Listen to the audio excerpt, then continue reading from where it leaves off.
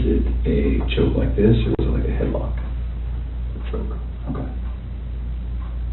Can you put your hand out like you had your hand? Like that. Like that? Right. And your wife, you saw her with one hand or two hands? I just kind of from the back, I couldn't really like tell. I don't know, she was on top of her.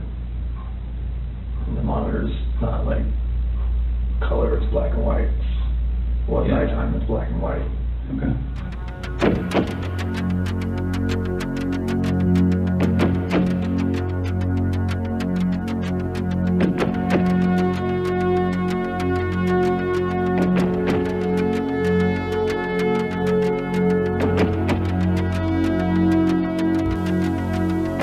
Hello and welcome to True Crime Rocket Science.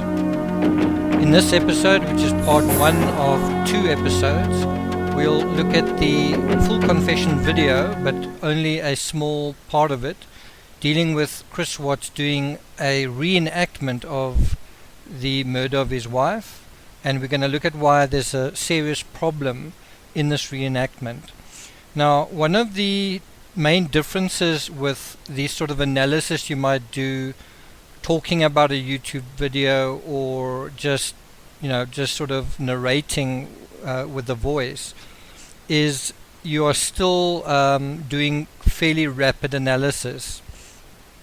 When you write a book, you are forced to, especially if you're transcribing the original audio, you're forced to slow down, and if you're a good writer, you are forced to play it over and over again, making absolutely sure what the indistinct sounds sound like or could sound like, and then also recording the nuances, the pauses, the changes in the tone of the voice, the changes in the style of the interview, the patterns of the interrogators, and so on.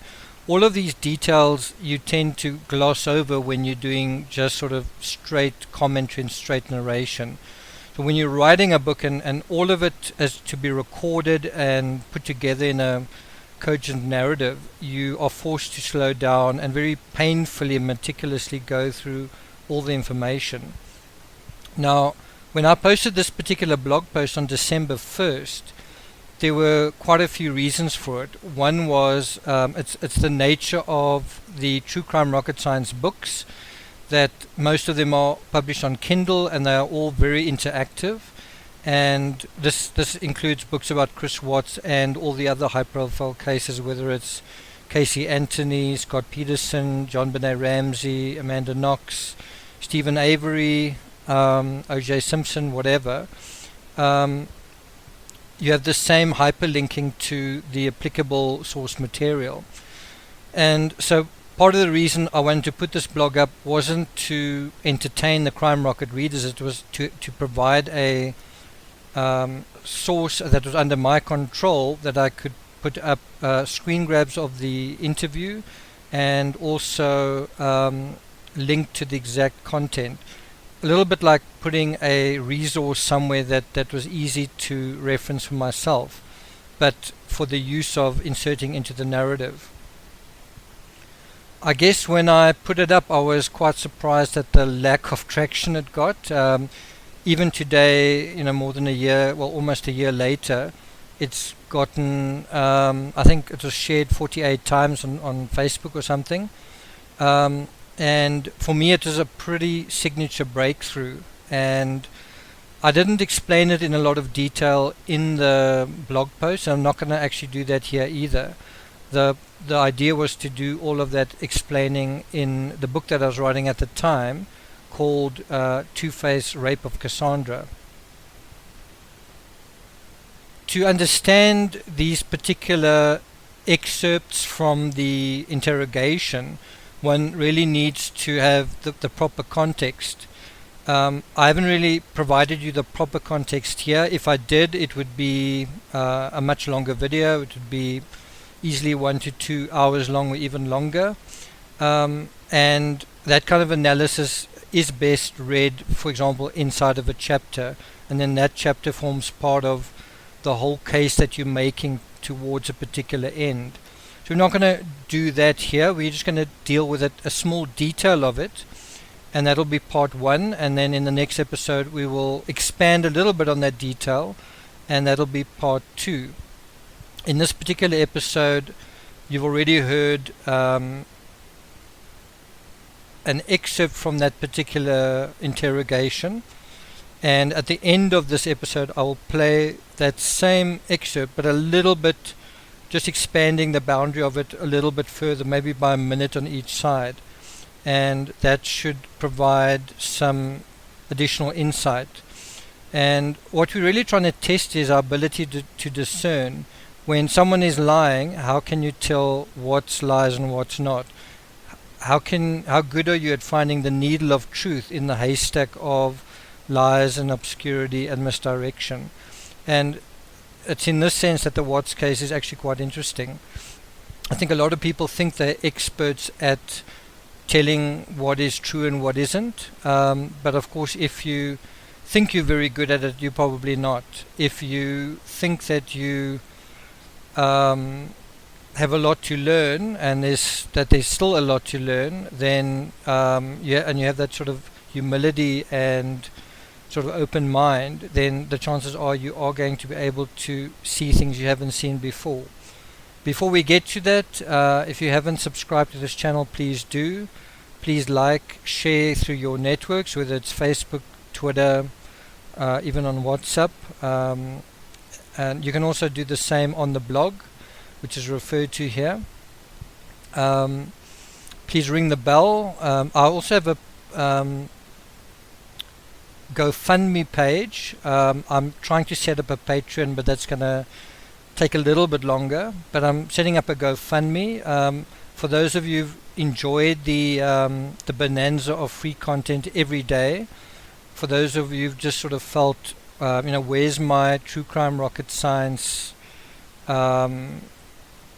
episode today?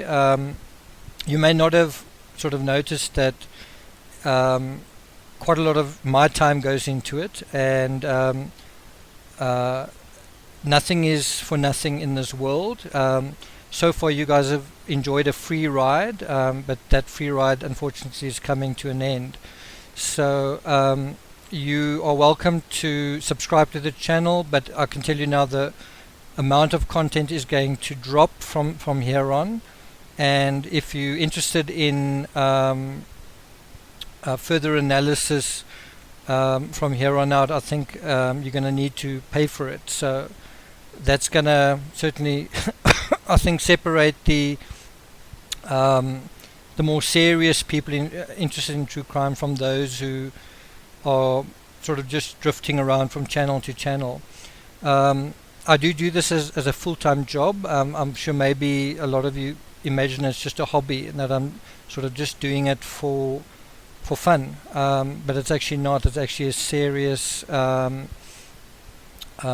it's serious work, and it takes effort and commitment. And so yeah, I don't know if you maybe thought that this was going to carry on indefinitely, month after month, but people have been, my friends have been sort of contacting me, just sort of saying, you must stop giving your content away for free, and I'm going to sort of honor that request. So I'm not going to stop it completely, but the pace of it's definitely going to drop off. I do need to devote more time to writing my narratives, which is my original area of work and expertise. So I think it's just important giving you guys the heads up. And without any further ado, let's get busy with this episode. Now, as I mentioned earlier, this particular blog post, which went up on CrimeRocket.com on December 1st, 2018, so around about a year ago, was really just putting resources down that I could link to in a chapter, just one chapter, in Rape of Cassandra. In each book there are obviously a lot of references, especially to images, but sometimes I don't want to go to the bother to explain things in a lot of detail in a chapter. And then what I will do is, if the reader, if I think that the reader needs insight or sort of background, then I will do that on the blog so as to not interrupt the flow of the narrative. So the blog also serves as a sort of supplementary thing. I've thought of doing the same thing in on YouTube in terms of books that I'm writing, providing a spoken what's the word? A spoken supplementary to the narrative. Thus far, I haven't really found it something that I want to do yet. I think one area that I might still do with the Patrick Frazee case is an area that is quite murky, is the topography of the Frazee Ranch and the whole mapping of the various crime scenes. It's quite a complicated crime scene, like the Watts case, where you have a home, and the home itself is also quite complicated, and then the relation of the home to the various CCTV camera sightings, to the ATM, to the Starbucks, to the Frazee Ranch, to the Nash Ranch, to the cell phone pings and all that kind of thing. If you don't know the geography of Colorado, it might be a bit bewildering. So I might do that video again with the purpose of supporting the book. If you're not reading the book, you might not see any merit in the in that kind of backstory and background. If you are reading the book, you might find it easier to listen to the mapping than to read it. I'm not convinced. I think it's much easier simply to do Google Earth screen grabs and then just hyperlink to those, to be honest. I don't think it's really that complicated. But I defer to the readers and listeners to what you guys would prefer, and so we'll see how that goes.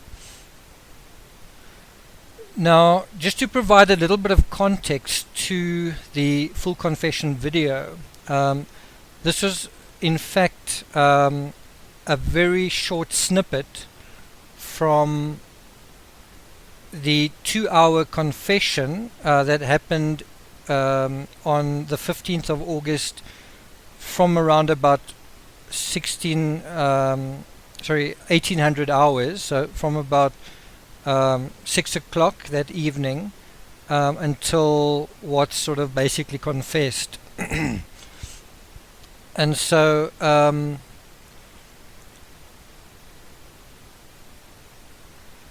when we analyze the first confession, we're sort of talking about various stages of it. There's the confession that he was having an affair, which happened fairly late. There's the confession that his family were deceased, not just having vanished. That was a second confession.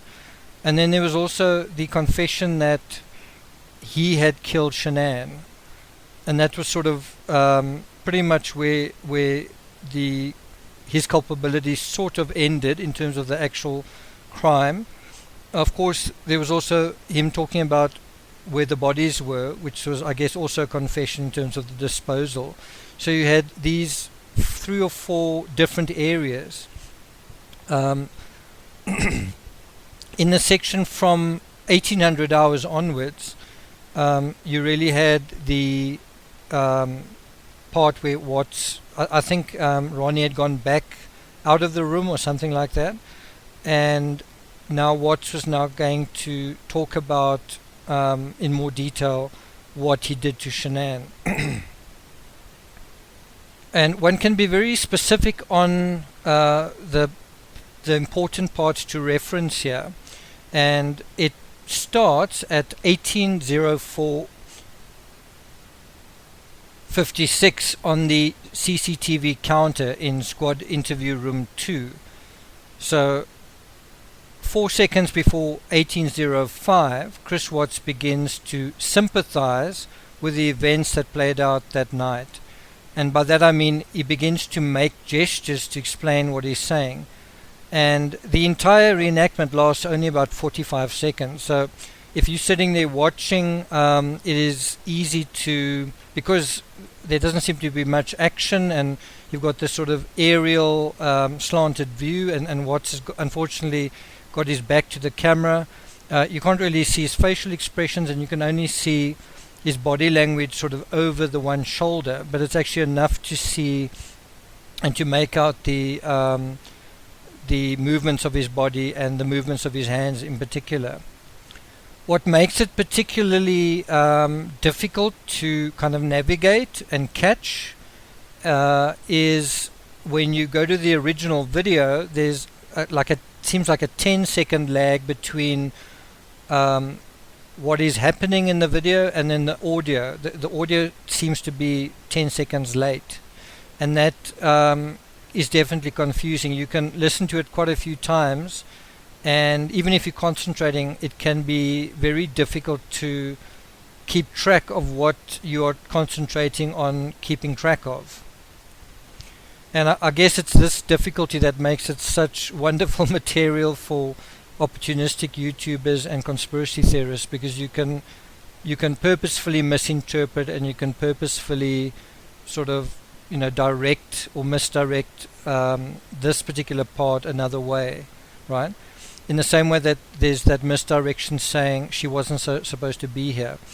As you'll notice in this particular excerpt, the more you expand it, the more it sort of holds together with the rest of the case that one is building, with all the other patterns, with the overall narrative. And part of that explanation is going to be addressed in the next episode. So why I really needed to take screen grabs and put them in a blog post was I wanted to hyperlink to the specific moments where Watts is, to repeat what I mentioned earlier, sympathize with the events. And in other words, what he's doing is he's feeling the events so acutely. He's so in tune with, he's being asked to remember them, and he's sort of going through it, that he's actually starting to literally act it out with his body and with his hands. In other words, his mind is sort of starting to activate his body into recalling exactly how he felt and what he was doing. And so you have this incredible image taken at 18:04:56, where you see Watts, again, he's got his back to you, but you actually see him with his hands almost like claws, and his fingers are actually facing himself. And to be explicit about that, what that's actually showing is he's drawing someone towards him, right? And that's in the very, very first time that he sympathizes with it and where he reenacts it. So you have a situation where he's almost, you can almost imagine there's a head or a neck in his hands, and then what you see are his hands in kind of quite clenched, not closed, but in kind of a clenched sort of position facing himself. And this seemed to immediately confuse the agents. And I think they were very clever, and I think they were very smart to pick up on what's giving away this information kind of freely, probably doing it subconsciously, involuntarily, but they picked up on it, and they thought, well, maybe we can get him to sort of purposefully do it for us and just make absolutely sure. And so literally 34 seconds later, Agent Coda sort of says to him, look, can you clarify? And he does a demonstration, and he says, did you attack Shan'ann like this? And he sort of gestures with his hand, and he seems to be, with his thumb and with his fingers, and obviously with both hands coming together, he seems to be approximating someone's neck, and how he might be looking down on someone's neck as if he's Chris Watts. And Chris Watts is sort of asked, did you choke him like this, or was it a stranglehold? Did you use your arm? And Coda sort of bends his elbow and draws his fist to his chest, offering him different options. Watts doesn't seem to like where this is going. It doesn't seem to be responding to what Coda is saying. I mean, he's already made his gesture, and so Tammy Lee takes over, and she says, she holds out her hands, but she shows it in a different way. She shows her fingers splayed outwards, almost pushing down on someone that's sort of below him. She's saying, "Is this how you attacked Shan'ann?" And bear in mind, this is all about Shan'ann. That's an area that one can get quite confused about, is because in one section of the conversation it's only about Shan'ann, the way he attacked Shan'ann, and in another section it's about how Shan'ann attacked the children. So it's important to be very, very clear and to stay focused on which section is dealing with Shan'ann. And so this section, as I say, which is around about 45 seconds long, is dealing with this specific action. And so what's really interesting is about 4 seconds after Tammy Lee gestures in the way that she does, Watts seems to reconsider, and suddenly he has his hands splayed out just the way that she does. And so in the blog post I just reiterated that it should be seen and listened to in context. In other words, this whole demonstration, you shouldn't just go to the actual seconds. I mean, it's fine if you do, but you need to go quite a way backwards and forwards and probably listen to it a few times the way that I did when I wrote the chapter. You need to study it, examine it, become very familiar with it, be able to anticipate what is being said before it's said so that you know what is being said, and how to sort of feel your way into how these actions align with the words, right?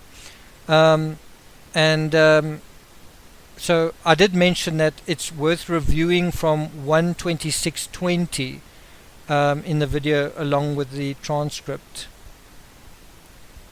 And if you go to that particular blog, the 1:26:20 is hyperlinked, so you don't need to search for it yourself. It's exactly the same thing in the narratives.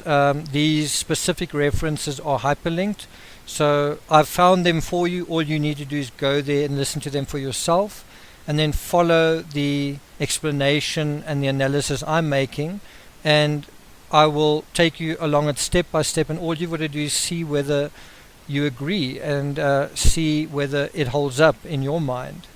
And so in this blog post I provided a brief transcript just of this section. In the narrative there's a much longer transcript and a much greater sense of background and context, so the transcript goes on much further, but in any event I highlighted the pertinent transcript, and it starts off where Special Agent Graham Coder asks Watts whether Shan'ann screamed, and this is what he says. Coder: was she talking? Was she scratching you? Watts: I didn't. I just felt such anger that nothing. I didn't feel anything. And I'm going to stop this here already just to say, think about what's happening. The agent is asking Watts, when you committed this murder, did you feel anything? And Watts is saying he didn't feel anything. In other words, he didn't feel any emotion, which you can kind of imagine in terms of a premeditated crime. He's thought about it in his mind, he's sort of practiced it in his head, he's planned it, all he's got to do is sort of execute it. And so in that sense he's not feeling anything, he's just doing what he programmed himself to do. But there's also the physical side. When Coder asks him, was she talking, was she scratching you, it is actually trying to ask him not what was his emotional state, it was asking him, what did you feel physically when you did this? And Watts said nothing. He says, I didn't feel anything when Shan'ann was being killed. He didn't feel bones breaking under his hands, he didn't feel muscles writhing and struggling and moving and gyrating under his hands. He didn't feel pressure, he felt nothing. He simply attacked Shan'ann and felt nothing. And you've got to take that and take it a little bit further and think, what does that mean for that to be true? How could he have attacked her in a way that he wouldn't have felt anything? He wouldn't have been injured. He wouldn't have been scratched. He would have been immune from her flailing. How is that possible?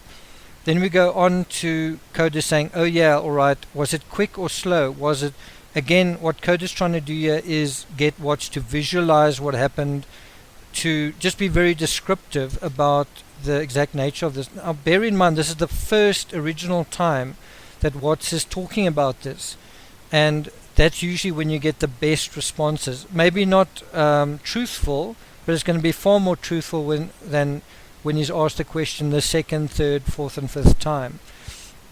And so, he's giving instinctive answers, some of them instinctive deception, but some of them instinctively subconsciously accurate.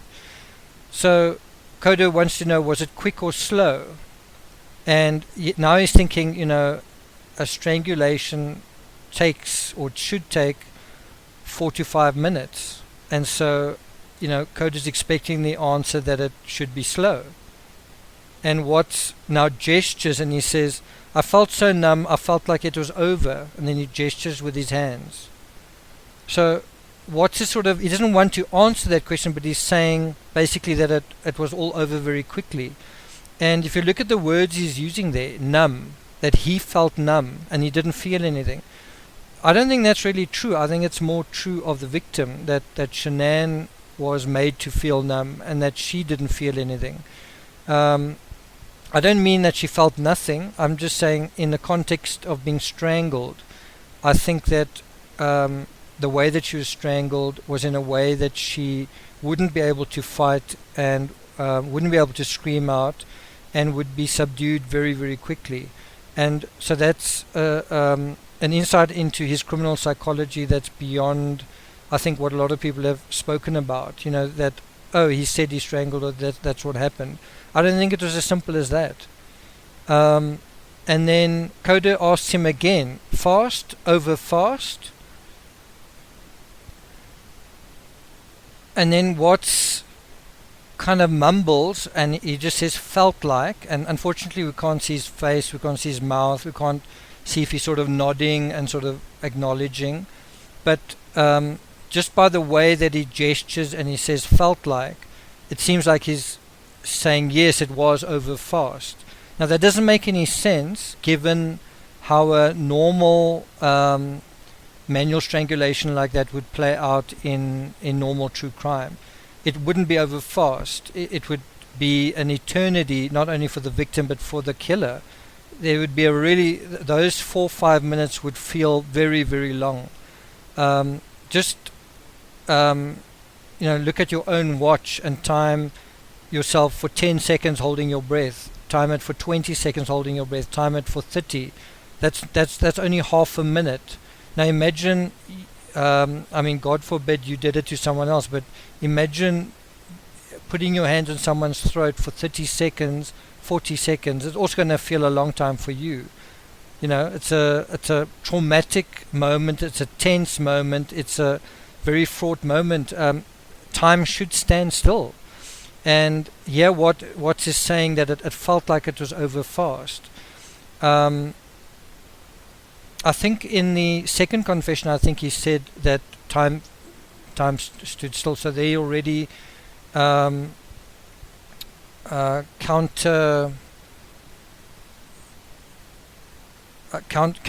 his own version. So one has to sort of ponder, did Watts say, well, it felt like it was fast because he just wanted to go along with the agents, he just wanted to say what they wanted to hear.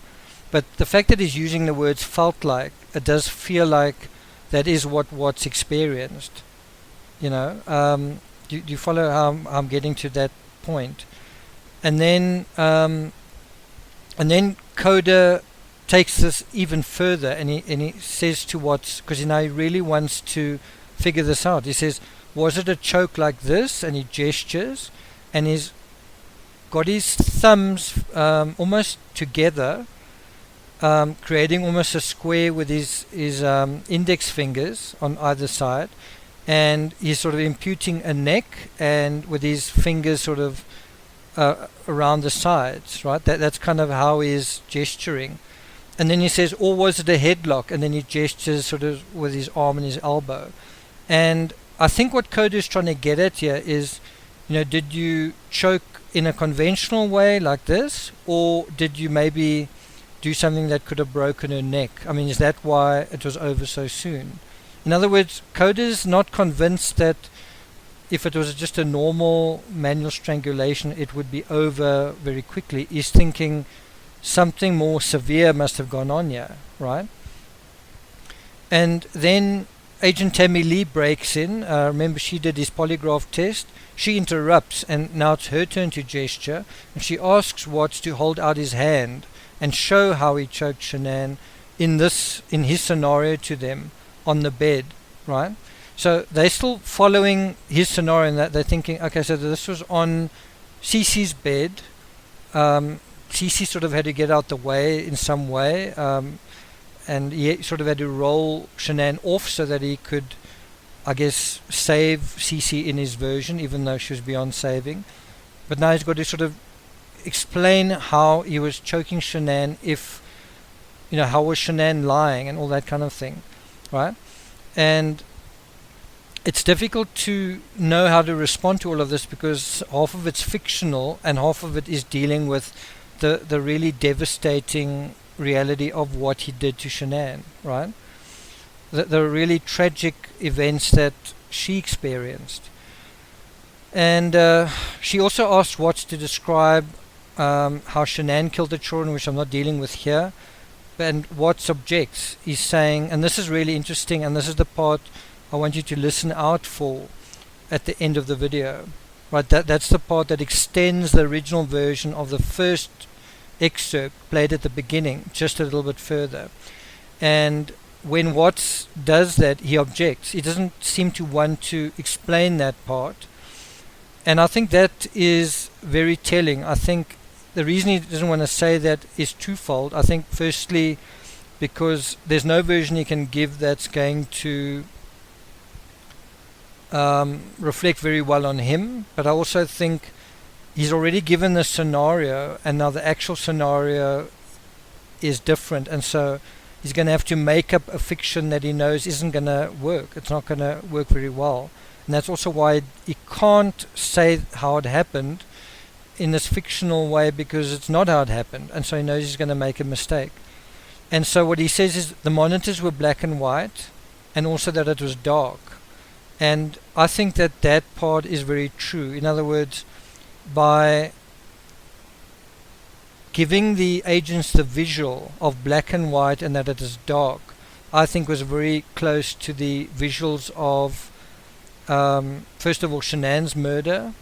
I think it was also dark when she arrived at home. She didn't turn on the lights, she didn't get changed or anything like that.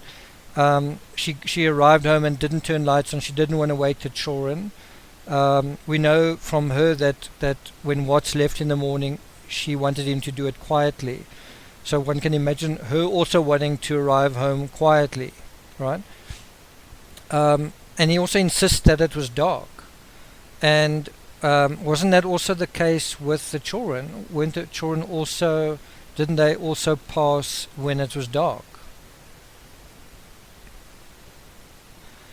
Now, you may not have realized it, maybe you have, maybe you haven't. You can go to the comments on this particular blog post for some additional clues. But there's a serious problem in Watts' description here. I'm not going to give you the answer in this episode. I'll provide it in the follow-up episode. But the question is, do you see it?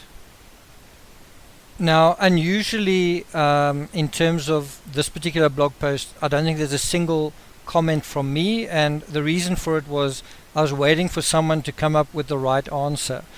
Quite a few of the comments that were left started down that road, but they never quite did it, and that prompted me to do a follow-up blog, and that will be what we'll go into in episode 2. And so I'd like to challenge you guys to see if you can figure out what the problem is in this particular reconstruction. Like I say, I've provided you enough material here that you should be able to figure it out, and let's see if you do. So good luck with that. If you haven't subscribed to this channel, please do. If you haven't contributed to the GoFundMe, please do. Obviously, if you start making contributions to the GoFundMe, I can continue making regular YouTube videos on this channel, but otherwise I'm going to be doing that on a paid for subscription page on Patreon. As I say, I've started setting that up. You should just understand that I can't continue just to provide free content day after day, week after week, month after month.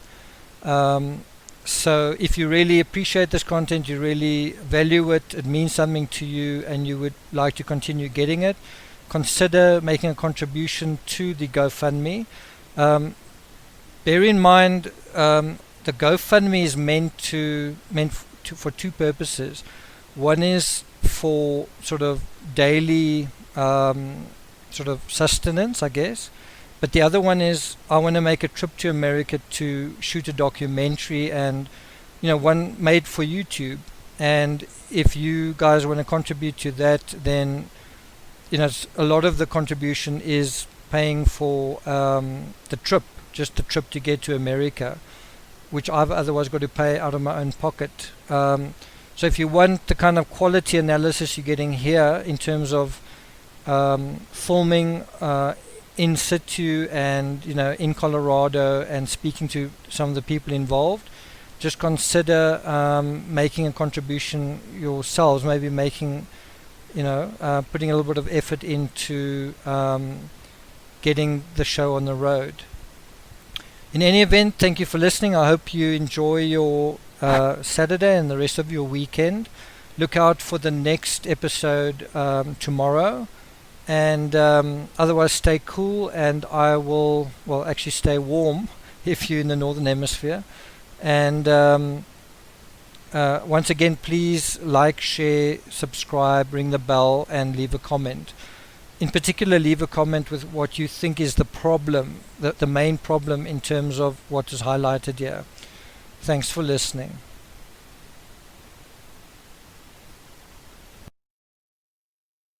Key room.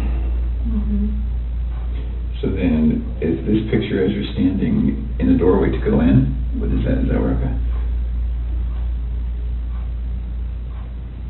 And then, so were they closer to this side or this side? She usually sits in the middle. Okay. And then, so your wife was right on top of her. You could just see that. And then, did you pull her this way or that way, or? So I looked where her head was on this side. Right over here? Yeah. On the left as you're looking at it? Okay. Did she put up a fight? I lost it so much that it didn't feel like she did. Okay. You're a pretty strong dude. Was she yelling? Was she screaming? Was she talking? Was she scratching you? Nothing? I didn't feel, I just felt such anger that nothing, I didn't feel anything. Okay. All right. Like if she did, nothing's on me. Was it quick? Was it slow? Was it? I was so numb, it felt like it was over. Fast? Over fast? Okay. Felt like I would. Is it possible her neck's broken? No. So Okay. I've never broken a bone, so I don't know. Okay. All right. Was it a choke like this, or was it like a headlock? A choke. Okay. All right. Can you put your hand out like you had your hand? Like that. Like that? All right. And your wife, you saw her with one hand or two hands? I just kind of from the back, I couldn't really tell. I don't know, she was on top of her. And the monitor's not color, it's black and white. Nighttime, it's black and white. Okay. It's dark. because you went up the stairs, right, to talk to Mhm. Shan'ann again? And then, did you think it was weird that she's not in the room where you left her? Mhm. So I walked in and looked around and saw the monitor and I saw Bella. And then switched over to CC pretty fast, and that's when I saw that.